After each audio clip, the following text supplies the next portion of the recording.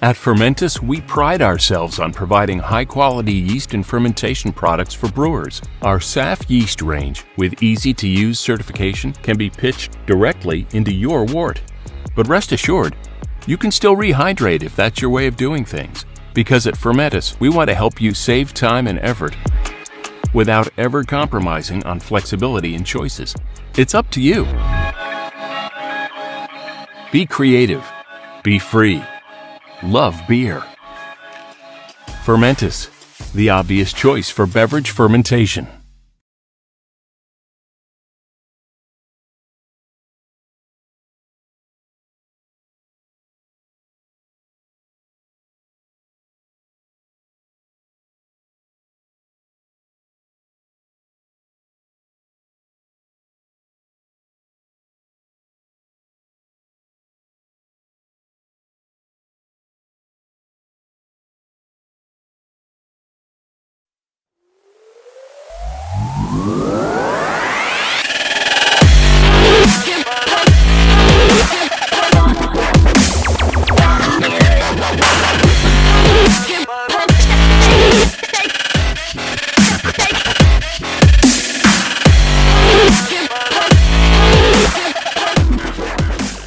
Olá pessoal, meu nome é Mari, mais conhecida como Confia na Mari. Eu tenho um projeto na minha cidade, que é um bar de cervejas artesanais, onde eu vou falar para vocês daqui a pouquinho. Eu sou formada em sommelier, tecnologia cervejeira, faço cerveja em casa e também fiz o curso de aprofundamento em estilos. Eu vou contar um pouquinho da minha experiência, de como abrir um bar de cervejas artesanais e explicar para vocês o passo a passo principal que é legal a gente levar em conta quando a gente quer abrir um bar de cervejas especiais. Eu escolhi a trilha de conhecimento, negócios e empreendedorismo. Meu nome é Mariana, eu tenho 29 anos, Mariana Astolfi. Moro em Bauru, São Paulo, uma cidade que tem quase 400 mil habitantes. A gente costuma falar que é uma cidade pequena com cara de cidade grande.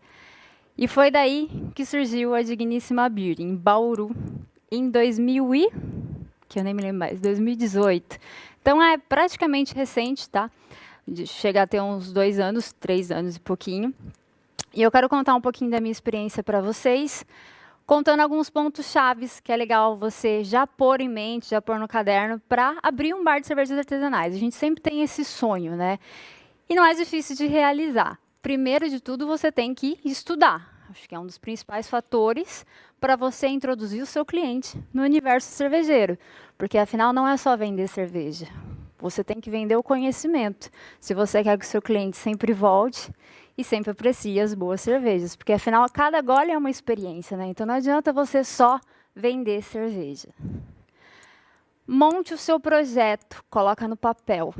Então, você quer uma loja ou você quer um bar? Qual que é a sua ideia? Trabalhar até mais tarde ou até um certo tempo, até umas 6 horas da tarde? Então, você tem que colocar se você quer um bar ou se você quer uma loja, para já deixar no jeito como você quer viver o seu negócio. Comece pequeno. Isso é uma dica muito legal, porque você, conforme a onda for batendo, você vai andando junto com ela. No que eu quero dizer? É se moldar aos pequenos passos. Então, você começa pequeno, vai sentindo o movimento, qual que é o seu tipo de público, e aos poucos você vai alterando o seu projeto. Assim você gasta menos e consegue entender com o tipo de público que você está lidando. Principalmente em questão de ambiente, por exemplo. O meu negócio, daqui a pouquinho eu vou mostrar para vocês as fotos da loja. Ali eu fiz, como é um lugar bem pequenininho, muito aconchegante, mais intimista, com que a pessoa fique muito à vontade ali. E ela possa ir sozinha até, para a gente estar conversando no balcão, tomando uma cerveja diferente. Essa é a minha proposta da Digníssima, por exemplo. É um lugar pequeno, intimista e muito aconchegante, para a pessoa ter vontade de passar um bom tempo ali. O seu tipo de público. Você prefere um tipo de público fixo ou rotativo? Aí depende daquilo que eu comentei, de loja ou bar. O bar, ele é um público mais fixo, né? Você tem que manter o seu cliente ali por mais tempo. Já uma loja, a gente pode dizer que é mais rotativo, né? Você vende garrafas, você pode vender 2 torneirinhas, 3 torneirinhas de chopp, mas você tem que sempre levar em conta que um vai sair mais que o outro. Então, conforme o tempo vai passando e você sentir a sua logística, você pode mudar no seu projeto. Então, existe o público fixo, que é aquele que vai ficar durante um bom tempo ali consumindo o seu produto, e tem o rotativo, que é aquele que sempre vai girando. Um vai embora, depois vem, e assim vai. Custo-benefício. Invista em cervejarias que te dão suporte. A gente sempre fala que a grama do vizinho é sempre melhor do que a nossa, mas na verdade, na nossa cidade, ou próxima a ela, tem ótimas cervejas. E a gente pode dar valor para isso, beber uma cerveja bem fresquinha, pagando um custo legal, às vezes nem cobra um frete para isso. Então você tem um custo-benefício muito bom de uma cerveja excelente. Isso já é o que basta. Trabalhar com cervejarias regionais e ajudar a sua região com isso. Empenho e dedicação e entretenimento. O que eu quero dizer com empenho e dedicação? Seja maneiro, porque um bom atendimento é tudo. O cliente não quer chegar lá só para tomar uma cerveja. O cliente quer chegar lá para relaxar, conversar. Às vezes até você que é o dono é o entretenimento do seu próprio negócio. Inclusive, eu estava conversando isso com um amigo meu, que daqui a pouquinho eu vou chamar ele para estar junto com essa palestra com a gente, para contar também um pouquinho da experiência que ele tem com 2 bares que ele tem lá no Ceará, se eu não me engano. Peraí que ele já vai falar isso para a gente. Entretenimento, a gente tem música, televisão e jogos. Coisas que a gente pode usar para deixar os nossos clientes felizes, bebendo e se entretendo. No meu caso, por exemplo, a Digníssima ela é pequena. Então eu não tenho como colocar um músico lá dentro com o público. Se um dia chove, eu não tenho muito o que fazer. Então ali eu deixo um estilo de música fixo tocando no rádio. Falo muito com os meus clientes, eu dou muita atenção. Eu ensino a cultura cervejeira ao mesmo tempo que eles estão bebendo a cerveja. Então eu vendo ensinamento também, né? Vendo conhecimento. Então você tem que tentar entender o tipo de entretenimento que você quer passar. Você pode deixar uma televisão ligada, você pode deixar uns joguinhos espalhados pelo bar também, que é muito legal. Quando o pessoal está bebendo com os amigos, ter um joguinho para jogar. A Digníssima, como surgiu, vou dar uma mostrada para vocês nas fotos que eu tirei em 2017. No caso da Dig, a gente montou praticamente tudo sozinho, eu e meu marido. Então, desde o balcão de madeira até as partes de madeira da parede, as luzes, a pintura. Então, a gente economizou muito. Aí você fala de investimento. Mari, quanto que eu preciso investir num pequeno negócio? Varia muito. O meu, por exemplo, que eu fiz praticamente tudo à mão ali para dar uma boa economizada e ficou ótimo, você pode gastar de 15 a 20 mil, ou de 25 a 30 mil. Mais para frente, aí acredito que já seja um negócio maior, tá? Tô dando uns exemplos aí só. Vou passar para outra foto. Esse foi o ponto inicial da loja. Na verdade, era uma loja. Ela começou com 2 biqueirinhas de torneira, para o pessoal ter alguma coisinha bem fresquinha para tomar. Várias garrafas, então tinha várias prateleiras, opção mesmo para o pessoal levar presente, porque a Dig eu montei no centro da cidade. Então a ideia era, Natal, você está ali no calçadão, não tem nenhum lugar para você comprar uma cerveja diferente. Vamos fazer uma loja. Só que mudou muito. Ficou muito lindo, aconchegante o lugar. Como vocês podem ver, tinha só 2 bistrôs, não tem quase lugar para a pessoa sentar, porque a minha ideia era ter um público que era rotativo, né? Eu não queria ter um público fixo, porque eu não queria trabalhar até mais tarde. Mas o destino não proporcionou isso para mim. O pessoal gostou muito de ficar lá e acabou que eu tive que mudar um pouquinho o meu projeto. Então eu tive que... Deixa eu passar a foto para vocês verem. É no centro da cidade. Tive que expor as cadeiras na calçada, porque é relativamente pequena, digníssima. Porque foi mais como uma ideia de loja mesmo, não de um bar. Só que como foi alterando tudo, eu fui sentindo o movimento do meu público e eles queriam ficar. E o que saía mais era o chopp. Então aí você tem que jogar a seu favor. Eu aumentei as torneiras do chopp, diminuí as garrafas. Automaticamente também aumentei um pouquinho mais de lugar na loja e coloquei também mesas para fora. Então, o que era das prateleiras? que estavam todas cheias de garrafa, subi tudo, coloquei as cadeiras e aumentei as torneiras de chopp. Eu vou dar umas dicas, mas antes disso, eu quero chamar o meu amigo Ângelo para estar participando da palestra, para ele contar um pouquinho também dos 2 projetos que ele tem e a gente discutir as dicas finais juntos. Olá, Mari, como é que você está? Tudo tranquilo? Tudo bem, e você? Tudo bem. Muito bacana estar aqui com você, estar aqui com o pessoal do Beer Summit, contando um pouco da história da gente. Nós somos jovens empreendedores, e empreendedores, posso dizer, há muito pouco tempo. Vi que o teu negócio iniciou em 2017, que é exatamente o ano de início dos meus negócios. Me chamo Ângelo Nunes. Mais conhecido como caçador de cervejas. E eu enveredei por essa área do empreendedorismo num momento em que eu estava meio cansado da engenharia, né? Porque minha formação em engenharia, eu passei quase 15 anos trabalhando com engenharia, rodando o Brasil todo, montando fábricas, inclusive fábricas voltadas para a produção de cerveja, garrafas, latas, enfim. Tudo que você imaginar que tivesse soldagem, eu estava envolvido. Mas a paixão pela cerveja falou um pouco mais. Me levou a fazer o sommelier de cervejas para aprender também um pouco mais sobre essa questão de serviço, porque eu levo comigo sempre essa vontade de servir melhor e servir de uma maneira mais bacana. Os meus clientes. Então, eu abri em 2017 um bar em Recife, não é no Ceará. Eu sabia que eu estava errando alguma coisa. Então, abri um bar em Recife, chamado Galpão 490, fica ali próximo à Praia de Boa Viagem, na verdade, fica no bairro de Boa Viagem. E lá eu quis levar para os meus clientes a minha paixão por cerveja. Então, acho que um ponto fundamental, um ponto que todo empreendedor tem que levar consigo é a paixão, é o amor pelo que se faz e tentar transmitir isso ao teu cliente.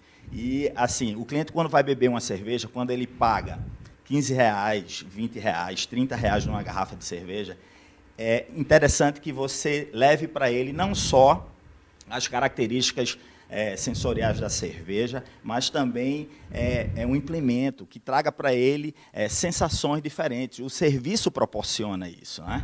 Então, servir no copo certo, com a temperatura adequada, falar um pouco sobre a história daquele estilo, trazer informações adicionais, isso faz com que as pessoas comecem a abrir mais a mente e a se encantar mais por esse mundo maravilhoso que é o mundo da cerveja artesanal. Automaticamente gastar mais. Com certeza, gastar mais, que é o objetivo de toda casa, né? Afinal de contas, a gente tem que pagar as contas, tem que fazer o giro.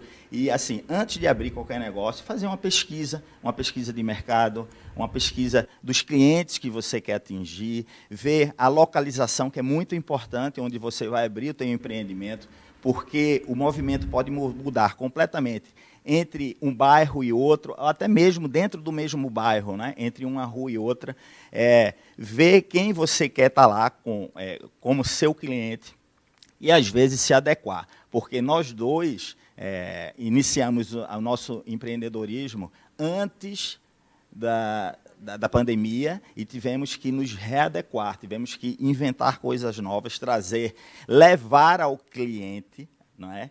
Situações. Tem que ver essa questão do marketing, que é muito importante, fazer com que a informação chegue ao teu cliente, para que ele possa vir à tua casa. E, assim, não satisfeito com a abertura de um negócio, há poucos meses eu inaugurei outra casa, mas com outra concepção, voltada para outro tipo de cliente, uma casa em Olinda, no sítio histórico de Olinda, onde acontece toda a parte cultural de Pernambuco, onde acontece o famoso Carnaval de Olinda. Eu estou no epicentro.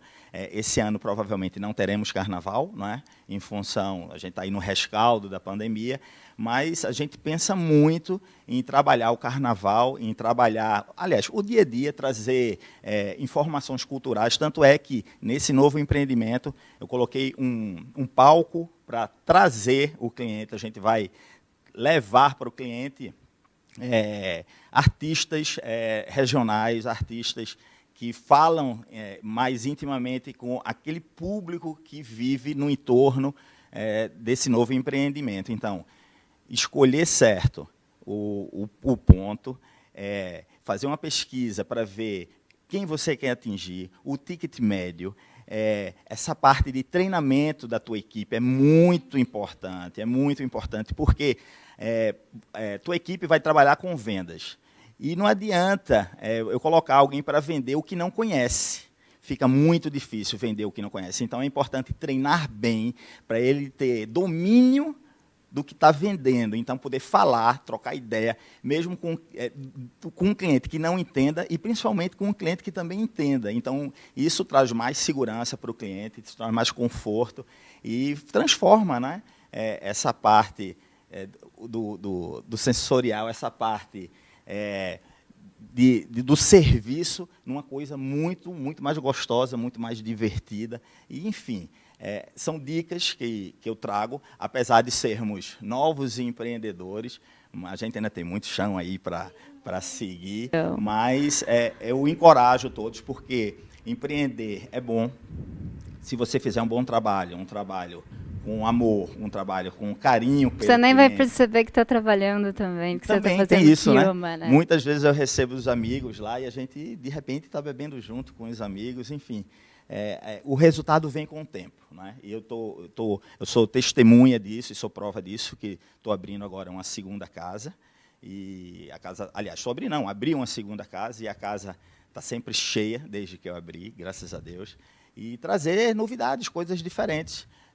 Eu convido todos a ir em Bauru, ou então em Recife ou Olinda, não é? Conhecer lá as belezas das nossas cidades e tomar uma cerveja, comer um bom petisco, conversar sobre cerveja. A gente sabe fazer não bem, né? Isso a gente sabe fazer bem, não sabe, Mari? Ou se sabe. Como o Ângelo disse, o legal de você estudar, que chega a ser muito importante, você estudar e ter o conhecimento, não só para passar com o cliente, mas quando você estuda e sabe muito do que você está falando, soma demais. Então, você perde o medo. Eu tenho medo de abrir um negócio de cerveja. Mas você sabe sobre cerveja? Você estudou sobre cerveja? Se você sabe e se você entende muito sobre o universo cervejeiro, você não vai ter medo. Você vai abrir o seu negócio. Você vai fazer acontecer. Porque a vontade de querer ensinar para os outros vai ser muito grande. E aí você vai atender muito bem o seu cliente. Automaticamente, eles voltam.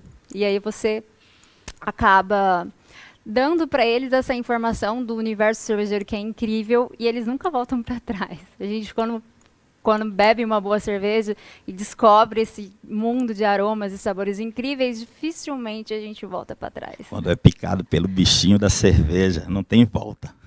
Não mesmo. Vamos falar comigo então das dicas finais, porque eu acho legal você falar da sua experiência e eu falar da minha. É bem válido.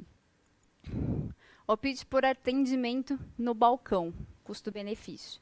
No meu caso, a Digníssima, ela é pequena. Então, se eu estou atendendo no balcão, eu trabalho sozinha, eu não tenho funcionário. Então, eu tenho que atender pedido, tenho que levar pedido na mesa, tenho que fechar a caixa, isso eu não consigo fazer sozinha. Então, eu estando no balcão, a pessoa vai até o balcão. Tem 5 torneirinhas, eu explico cada uma delas. Se a pessoa quer prova, eu faço questão de dar uma provinha, principalmente para quem não conhece cerveja artesanal, porque isso muda muito. O olhinho da pessoa até brilha, ela sente um sabor diferente. Não adianta você só explicar, ela tem que sentir aquilo que você está explicando também. Então, ela indo até o balcão, ela tem essa experiência de você explicar para ela todos os estilos, dela experimentar um golinho de cerveja para ver qual que é a sensação que ela vai ter tomando aquela cerveja. E automaticamente você reduz custo. Você não precisa de funcionário, você consegue manusear a loja sozinha se a loja for tranquila.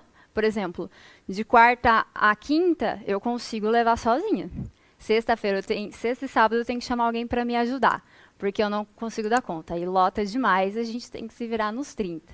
Conta um pouquinho da sua experiência. Olha, no meu caso, no que diz referência a atendimento no balcão, ou tipo de atendimento a ser utilizado, são 2 casas bem diferentes. A primeira casa é um público um pouco mais velho, tá? Então, eles têm um nível de exigência diferente do público mais jovem, do público mais jovial. Então, nessa casa, eu tenho o atendimento na mesa. Eu ainda consigo fazer com que a brigada leve para lá pedidos, que faça pedidos, que receba pedidos. É o atendimento padrão de um bar.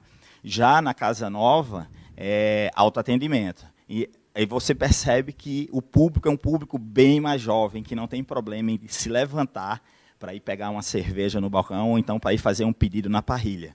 Porque a pegada lá é assim. Então, o cliente, obviamente, vai haver uma redução de custos no que diz respeito à contratação de mão de obra, porém, existe também uma pequena diminuição no consumo. Se tivesse um garçom, se tivesse alguém na praça atendendo diretamente às mesas, Aquele copo sempre vazio. O copo vai tá cheio sempre, então você tem um aumento de consumo. Então, é assim, você tem que ver, você tem que ponderar, você tem que sentir o teu movimento e sentir o teu público, né? Porque isso pode variar. Eu acredito que daqui a pouco, se o teu movimento aumentar mais um pouco, você vai ter a necessidade de ter sempre uma pessoa com você para estar te ajudando a servir, ou até fazer mesmo o trabalho de comim, né? Que é a retirada dos copos sujos, dos pratos sujos, limpeza, enfim. Então, existe essa variação. Eu tenho exatamente... As duas casas são bem diferentes, o público é bem diferente, e as opções são exatamente essas. Uma muito parecida com a tua, que é o atendimento do balcão, e outra é o atendimento na mesa.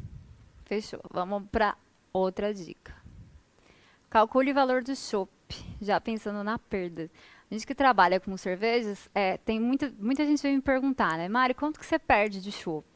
Eu tenho 5 torneiras, eu não consegui calcular exatamente quanto eu perco, porque num barrilzinho de 20 litros, por exemplo, que é onde eu deixo caindo, né, o chopp que sobra, né?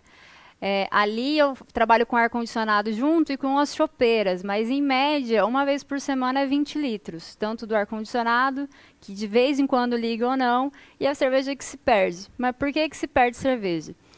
No meu caso, eu tenho um CO2 para 5 torneiras de chopp. Tem o chopp que chega hoje, outro chopp que chega semana que vem, e o chopp ele acaba em 5, 10 dias. Mas ele está conectado, apesar de você abrir e fechar quando você sai, fecha o bar, ele vai continuar carbonatando. Dependendo da cervejaria, você pode pegar um barril muito carbonatado. Então, automaticamente, você perde, né? Porque ele espuma demais, às vezes até fechando ali a torneirinha para controlar a saída, você tem perda. Então, é sempre você pôr um custo, é bom você pôr um custo a mais, porque perda, infelizmente, vai ter. No meu caso, eu tenho growlers de 1 litro que eu encho direto, né, na biqueira do chopp.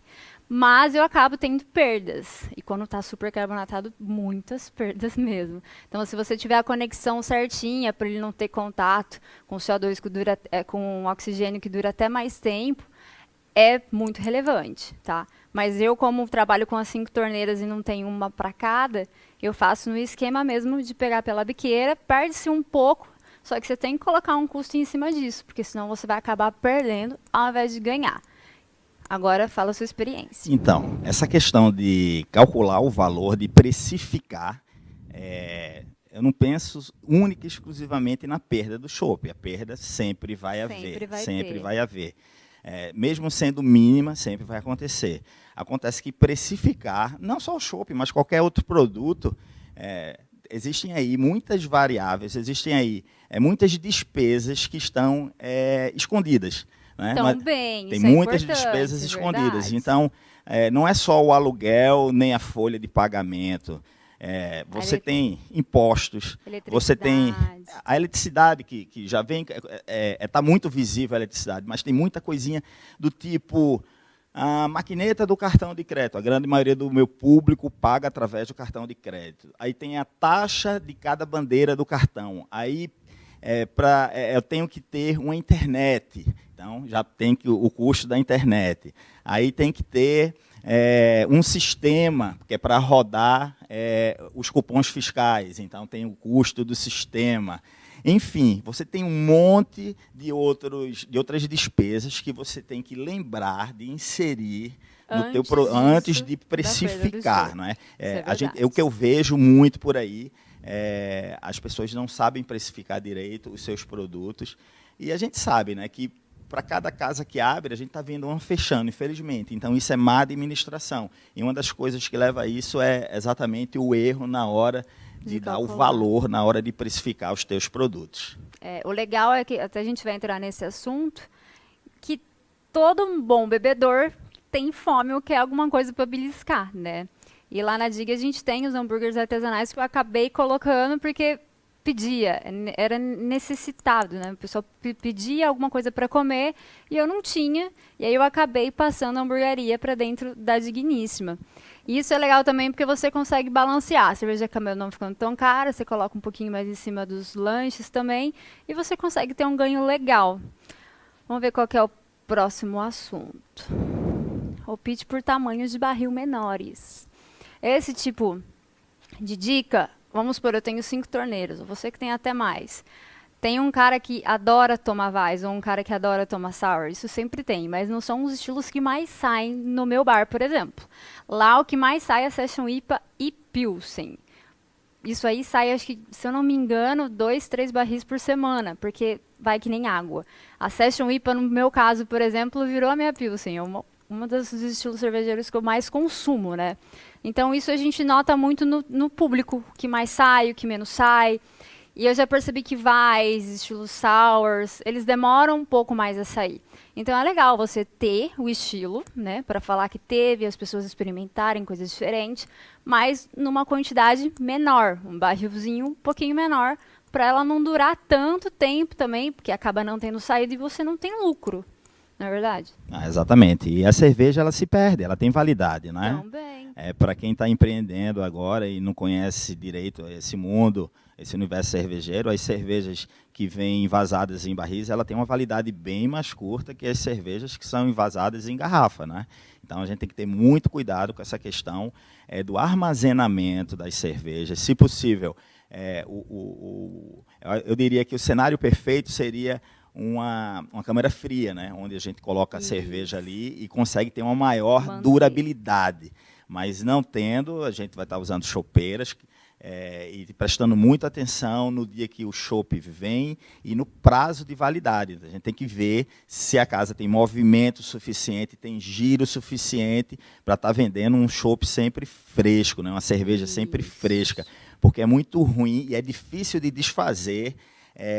Aquela situação onde o cliente vai na tua casa, bebe uma cerveja e a cerveja começa a apresentar sabores indesejáveis. Então, quem bebe uma cerveja num lugar assim, é difícil de voltar. Então, o importante é prezar pelo cliente, tomando conta dessa questão da validade das cervejas e fazer feito a Mari faz, né? Optar por barris com menor litragem para ter um giro mais rápido para não deixar a cerveja passar da validade, né? Isso, é legal você começar pequeno, não pense em começar com 20, 15 torneiras.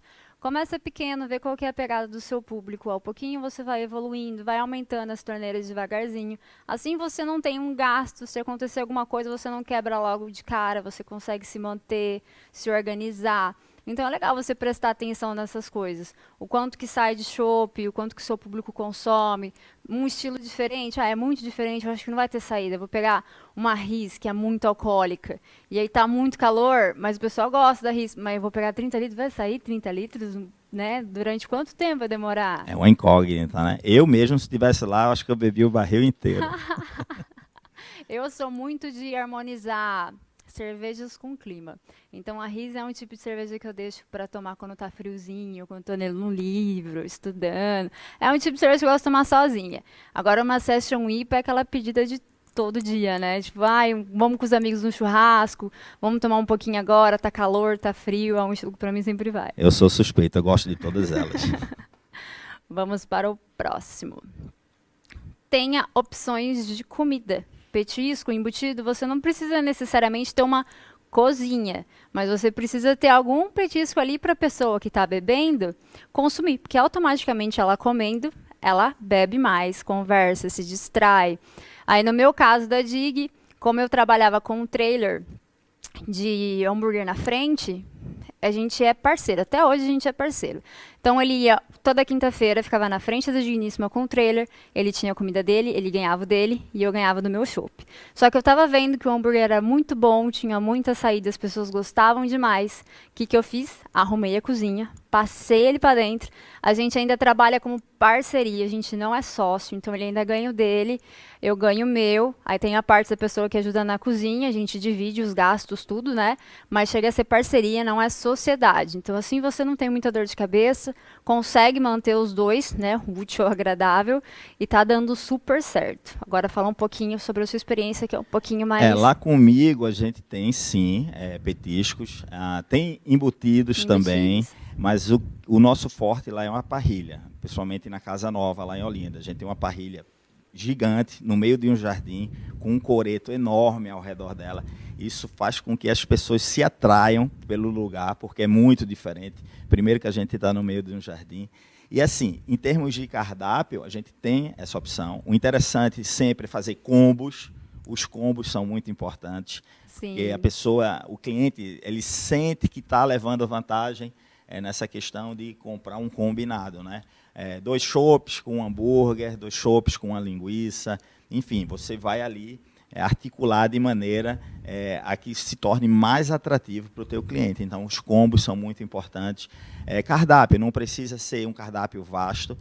Eu acho que seria mais interessante você se especializar em poucos produtos e entregar dentro desses poucos produtos de qualidade. Produtos, inclusive, na apresentação. Apresentar de uma maneira diferente, de uma maneira bacana, que as pessoas se atraiam, né?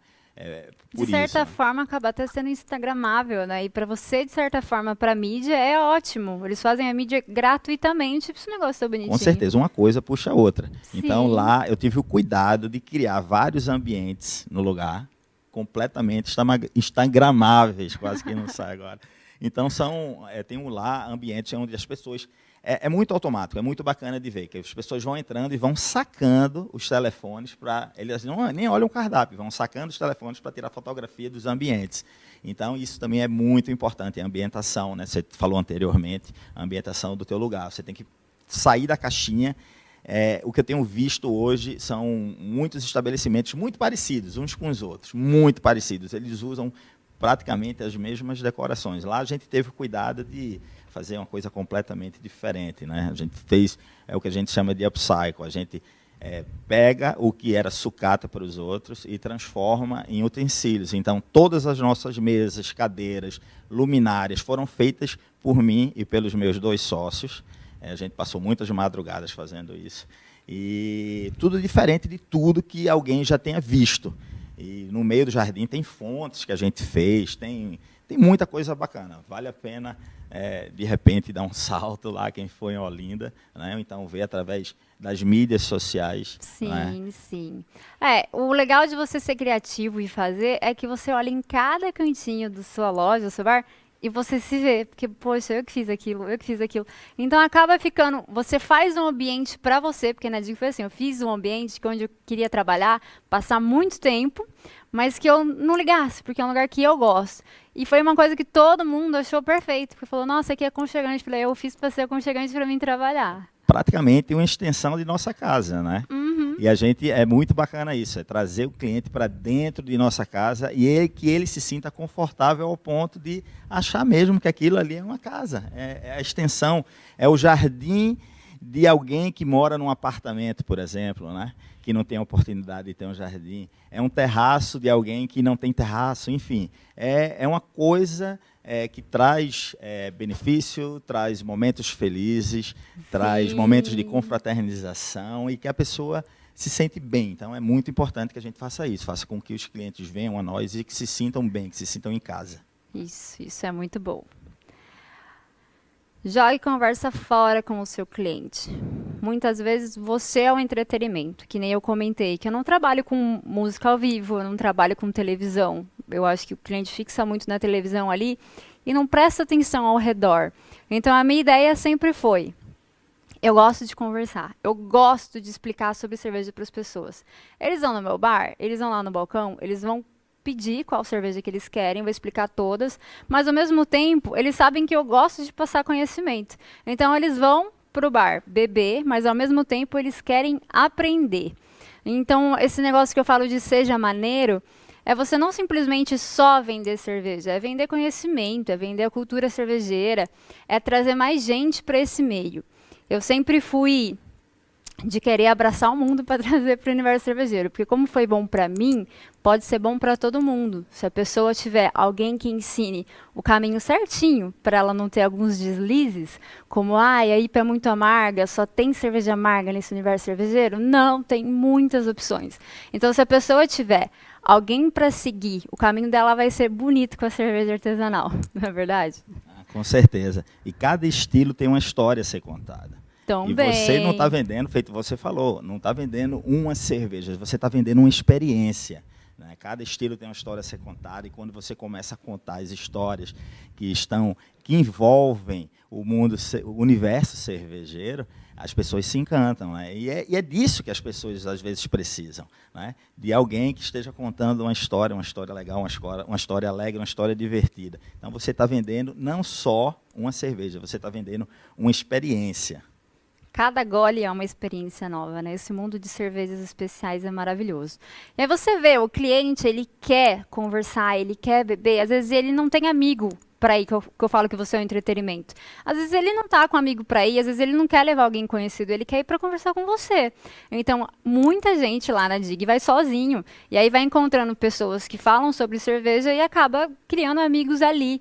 Eu lembro que antes da pandemia, todo mundo fechava o meu balcão, o cliente não conseguia chegar até a mim, porque eles queriam ficar ali conversando, porque um chegava sozinho, outro chegava sozinho, outro chegava sozinho. Aí eu tinha que sair do balcão para atender outra pessoa, porque eu falava, gente, vai na mesa. Eu gosto de ficar aqui no balcão, porque a gente quer conversar com você. Então, essa situação é de você ser o entretenimento, você virar amigo do seu cliente, você ensinar o seu cliente. E isso cada vez mais o bar vai tornar a casa dele, entendeu? Porque ele vai se sentir aconchegante ali, ele vai ter informações maravilhosas, que é o que ele quer saber sobre cerveja artesanal. Ele sabe que se ele for lá, ele sempre vai ter um pouquinho mais de conhecimento cervejeiro. E eu acho que isso que faz o negócio acontecer, é a alma do negócio, né? A alma do negócio é o bom atendimento. Exatamente, é amor. É trabalhar com foco no bem atender. Eu sempre levo comigo, principalmente nos meus treinamentos, eu faço muitos treinamentos para brigadas, quem não serve para atender, não serve para nada. Então, assim, a gente está na vida para atender. E na parte de sommelier, que nós somos sommeliers formados, a gente aprende muito isso, essa questão do bem servir, né? do servir corretamente. Isso faz parte da experiência. Para quem quer empreender, realmente tem que estudar, tem que ver a questão do tipo de negócio que quer abrir, tem que procurar informações com profissionais da área, tem que fazer cursos, para minimizar o risco de erro e ter aí prosperidade, longevidade, fazer com que o negócio floresça e que dê frutos, né? O importante é isso. Exatamente. Não é impossível. Se você sonhar e quer trabalhar com isso, estuda primeiro, entende mais sobre o assunto, pesquisa, vê como que está na sua cidade, de cervejas especiais também, porque não adianta você querer abrir uma coisa diferente, sendo que não tem muito público para isso. Você tem que criar alguma mídia em cima disso, começar a falar em alguma mídia social, em algum lugar, e criando o seu espacinho aos poucos para então divulgar ele, aí seria interessante também. Mas um sonho, quando a gente está com muita vontade e quer viver disso, muita gente fala, eu quero minha vida, sempre pensei em trabalhar com cerveja, sempre foi meu sonho.